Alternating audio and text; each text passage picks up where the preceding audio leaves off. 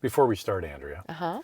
this was not planned, the It green. wasn't. And slightly different color green. Yeah, but still green nonetheless. Still Of green. the choices in your closet and my closet, I know. we both came out wearing green. It was raining and I felt like I needed something that would cheer me up. All right, so we're at Questions, Coffee, and Cars 264, is that right? That's right. Okay, how do you get questions in? Follow along on Instagram at motormouth_Andrea. Every Sunday, put a post out asking for questions. Once we gather them, the post is deleted and we start the show. Time now for Questions, Coffee, and Cars.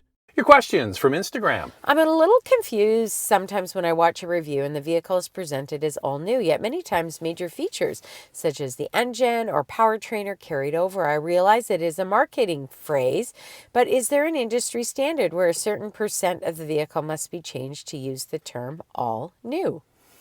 I don't know. I think when you look at the time that the vehicle's been out, when was kind of like we look at it. Mm-hmm. For example, like the CX-5 is just coming. We actually picked it up this week to do another video on it. And yes, you're right.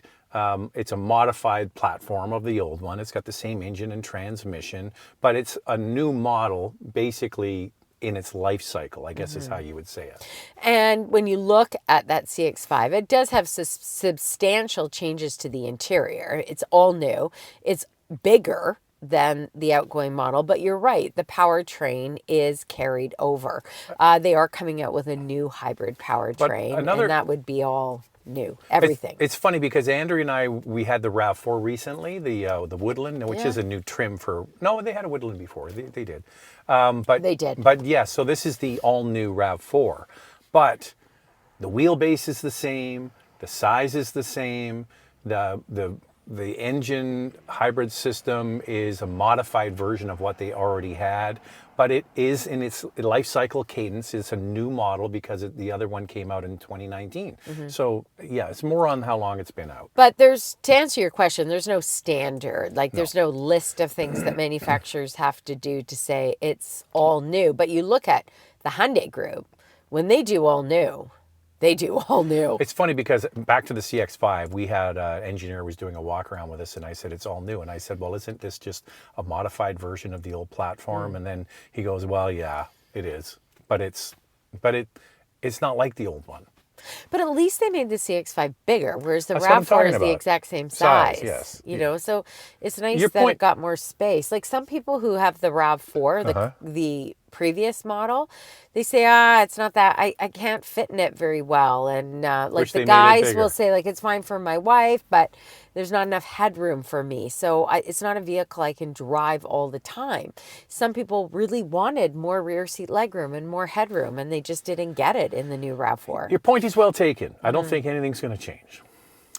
I've heard Zach complain about government subsidies for electric cars and curious about the thoughts on government subsidies for oil.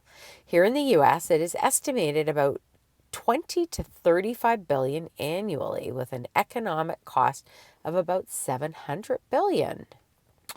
So here are my thoughts on, did you tee this up for me? I pulled some numbers too. I was like, whoa. When I saw this question, I was like, watch out. It's not the watch out. It's just facts. I'm just going to give facts. Yeah. Okay. And I have some facts too. The world uses 100 million barrels of oil every single day, 365 days a year.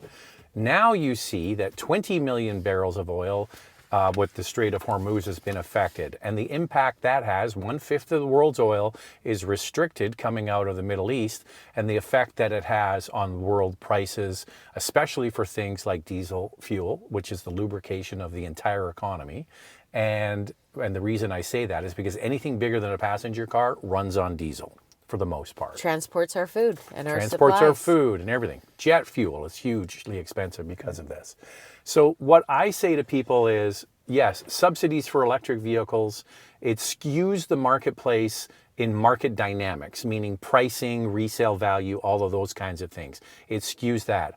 Oil, on the other hand, and natural gas, every single person in the modern world uses oil products. Everybody, whether it's in your clothes, your sofa's made out of nylon, like it's used in everything. So the reason why we subsidize oil production is because we need oil. And you see that with the just 1/5 of it is being constricted, how much of an impact it has on the entire world economy. And it's interesting because, we watch the news all the time, and it really, you think to yourself, wow, people are on the news.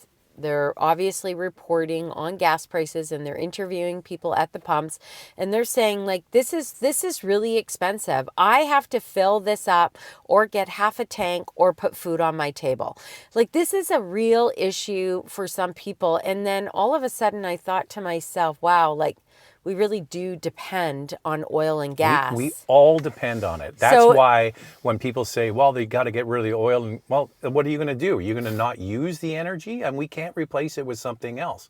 So there's obviously a whole bunch at play here, right? Climate change, environmental issues with oil and gas. And that's one area, of course. And then the other area is that many people are not happy that the government is subsidizing. But I think what people also forget is the government is getting a lot of money back as well. Yes. In public funding. And so they through the taxes. Yes. Here's some numbers for you, because you were asking about Canada. You live in the U.S. So in 2024, at least $29.6 billion was provided in direct subsidies and financing, with $7 billion through Export Development Canada and ongoing support for the Trans Mountain Pipeline. However, the oil and gas sector pays billions in royalties to provincial governments for the right to develop resources. The gross revenue contribution to federal, provincial, and municipal governments received exclusively from oil and gas, with $578.7 billion between the period of 2000 and 2021. It is estimated that this revenue is going to go up to $1.1 trillion over the 2000 to 2032 period. And in 2022 alone, the sector provided an estimated $48 billion in taxes and royalties to governments. Okay. People always say, well, we're going to not use fossil fuels anymore, and we're going to use windmills, solar farms, all of that kind of stuff. You cannot replace the density of energy that it is in a barrel of oil, which is an antiquated measuring anyway, because no one does barrels of oils anymore. But we use 100 million barrels every single day. And this is Canada's largest export, is oil and gas. This is where we make most of our money, and our biggest customer is US of A. They buy millions of barrels of oil from Canada every single day, and it's the heavy, thick stuff that they need to make diesel, which is the lubrication for everything that we use, whether it's moving trucks around or trains or anything like that. So it's vitally important. It's a huge part of our economy, and one of the problems I have with the subsidy thing that gets thrown around is a lot of times they take what are called getting to write off the capital costs of new projects against their taxes that they pay. So if I'm going to put $100 million into a new whatever it is in the oil fields, they get to write off the capital expenses against their. It's spreadsheet stuff, but that always gets used for subsidies. But any business that does that can do the same thing. So that's the way the rules work. And some people will say, I wish that we wouldn't subsidize it. Our government wouldn't subsidize that sector and then put that money into healthcare or education, for example, which is a great point. But then how do you get the profit out? Because that is also used. It's the golden for public funding. So it's really a tricky situation. And then you throw in the whole environmental aspect of it. It's the golden goose. It's the tax revenue king. They make a lot of money off oil and gas. Why does the VW TAOS overlap so closely with the Tiguan in pricing? While I really enjoy driving the TAOS, many consumers might still lean toward the Tiguan for obvious reasons.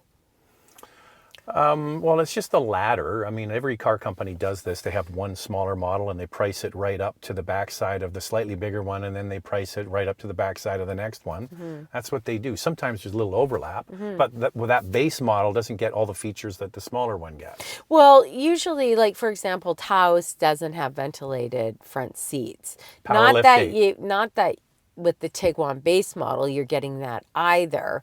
But if, say, you were to get the base model Tiguan, you're not getting a panoramic sunroof. You get the top trim TAOS, you are getting a panoramic sunroof. But you're also getting a different class of vehicle with Tiguan, and you're getting more power. So it is a compromise where it starts to kind of get you thinking, well, do I just get the top trim of the subcompact class, or do I get the base model of the compact class? That's what you have to decide for yourself. When we were in New York for the auto show, we did a walk around video of the new Kia Seltos. And I said to Andrea, when once we were finished, I said, I think you even mentioned in the video, it's like, and we said it to the people from Kia, I think this Seltos, because it's bigger and it has all the features that people really want in a smaller vehicle compared to the Sportage, I think people will just say, well, that's more than enough for what our family needs. It's less expensive, and I can get it fully equipped, and at basically where the other one starts, I'll take me one of those. I think that could be happening. Yeah, and I think that's the problem. Look, in Canada, the Kia Seltos is the #1 seller for Kia. So price point is a big thing for sure. And I think, for me, I just find that the Tiguan is just more substantial. If I could get like one up from the base model, if I could afford that and just pay a little bit extra, like maybe $3,000 or $4,000 more than the top trim TAOS, I would consider that. Right now, I looked online in Canada, for example, the top trim TAOS costs more than the base trim Tiguan. Well, that's what they're saying. But you're not getting all the stuff you get in the TAOS. That's the thing.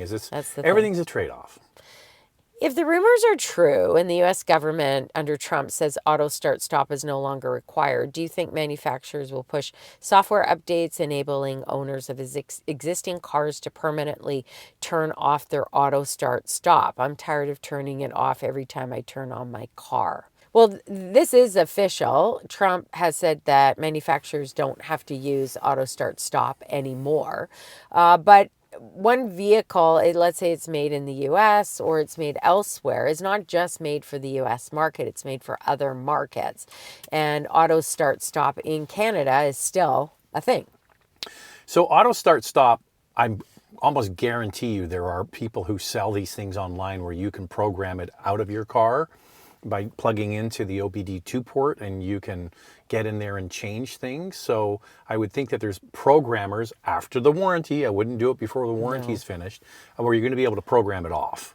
I would guess that's going to be a whole business of people who want to get rid of it. And I don't know if you could actually do it through a software update or an over-the-air update. Obviously, that would be ideal. But from what I'm reading online and the research I've done, if that's not possible, they may come up with a solution at the dealership level where you bring your vehicle in and then they can reprogram it. But administrations also change. So it's something that I think they have to figure out, that they can shut it off, but they can also reactivate it again. Well, we're bringing out the bell, Andrea. What do we have to do? Well, you've got to hit that notification bell. I don't think that was right. Okay, you want to try it again? All right. Oh, because okay, I'm out of my... You're out of the loop, I know. Yes. Okay, all right. The people want the bell, Andrea. What do we have to do? You got to put it in. You got to put it in, ask for subscribe. And if you can hit that notification bell, you'll be notified when all of our reviews drop, and then you can watch them. I'm usually sitting here and we're on a highway. I know, but so it feels weird. I can't even remember it. We're trying to hit 500,000 subscribers by the end of 2026. We're on track to do that. Anything you can do would be great. What has caused the Acura ADX to sell so well despite getting so much hate after it was announced? And also, do you think we will see a hybrid HRV or hybrid ADX in the near future? Oh, I think if I was going to Vegas and gambling, Andrea, on that, I would be all in that there will be eventually, not sure on the timing, hybrid for those two cars. Yeah, for sure. Now, interestingly enough, yeah, you're right. Acura ADX sales are up. And one of the biggest complaints was some people said, this lacks power. It has a CVT It's too expensive. I don't know. Did Acura have the last laugh? Possibly. Acura says it sold 2,837 units of the ADX in November and over 17,000 units since the vehicle hit the market last spring. Acura claims the ADX has already captured a segment-leading share of over 30% since its introduction. Now remember, ADX competes with vehicles like the GLA, the Q3. X1 and the UX from Lexus. So it's a compelling, actually, size-wise. It's bigger. It's a great size. We drove it, and we said in our very first review, we think that it's going to be, a big hit for Acura. I think we had the Canadian pricing then. Canadian pricing is a little wackadoodle. But yeah, the number. We did have the pricing. The one thing about Honda and any brand is they can gin the sales of a car by offering super cheap interest rates. All you need to do is be more competitive than the other guys. So if someone's looking at a GLA or an X1, something like that, and then they go to the Acura one and they go, oh, they've got 1% interest and the other guys are charging 4%. Well, that's the tie breaker right there. And for some people, it just comes down to, I want this to be a prestige sort of brand, and I'll take one of those. And the thing is, the reality is, even though it has a CVT, it drives pretty well. It actually drives pretty well. I didn't mind the way that it drove. I thought that the cabin was pretty well insulated as well. But I also believe that a premium luxury brand should not use a CVT. Hybrid? 100% true. Hybrid, eCVT is different than a CVT. So I just think it should have an automatic transmission. However, many people who go and buy a vehicle, I know many people, they want the badge and they decide that I want to get an Acura. I like the brand. And even though it has a CVT, they don't know it has a CVT and they don't care. Most people who go shopping for a car, we know this because we run into them all the time and they ask us questions, know nothing about cars. No. And it's not their fault. It's just they're not interested in them. You're watching this, you're interested in automobiles, which is great. And the people that are the consumers of highline automotive content, like ours is at the highest of the highline, right, Andrea? That's right. Zach. You're automotive advocates. You are the person in your family that knows the most about cars. I was that person in my family. I was the car guru in our family. Told my aunt, don't buy this, buy that. What was good, what wasn't good. So the information we give out here often spills through friends and family by the people who are auto advocates. But most people, when they go into a dealership, know nothing about cars and they don't care. They just go, how much is that one a month? How much is that one a month?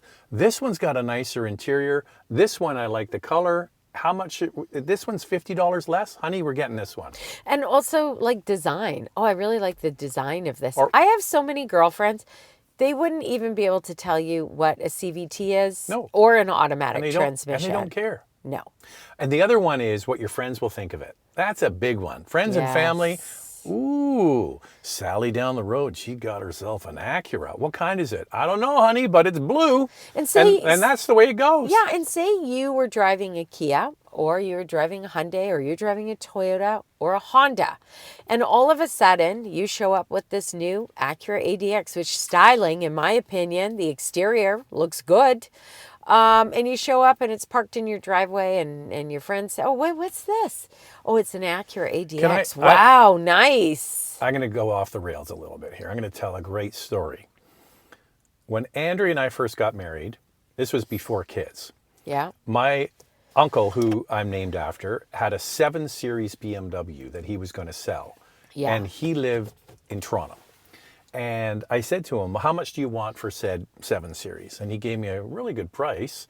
So I said, I'll buy it. And by the way, it was mint. He was fastidious, like beyond fastidious. Yeah, His cars were always perfect. Yeah. And stuck it on a train and shipped it out here. And Andrea at the time was driving a Honda Accord. Great car. Yeah. But she moved from outside sales at Pepsi to sort of like a higher end sales, not kind of a Key account manager, higher end sales position at the office, dealing with head office. Yeah. And I said to Andrea, I had a car allowance. And I said, Andrea, you got a new car. She goes, great. And she was excited about the car until she got to work. And then everybody, this was a 7 Series BMW. Yeah. And it was Swartz black with like this dove gray. It was beautiful inside. Mm-hmm. And I wonder if we have a picture of it. I don't have any pictures of it. I'll find out what it looked like. It was an older E32, but still, it was pretty sweet. Yeah. And brought home Jack in that car. Yeah, and the kids loved it. And it was a long wheelbase, so it was easy to get in. Charlie and out the had the other one. He had the 740, the second 7 Series. Silver. Also loved that one. Mm-hmm. But Andrea's coworkers were all like, "What is this? They lost their mind. What is this?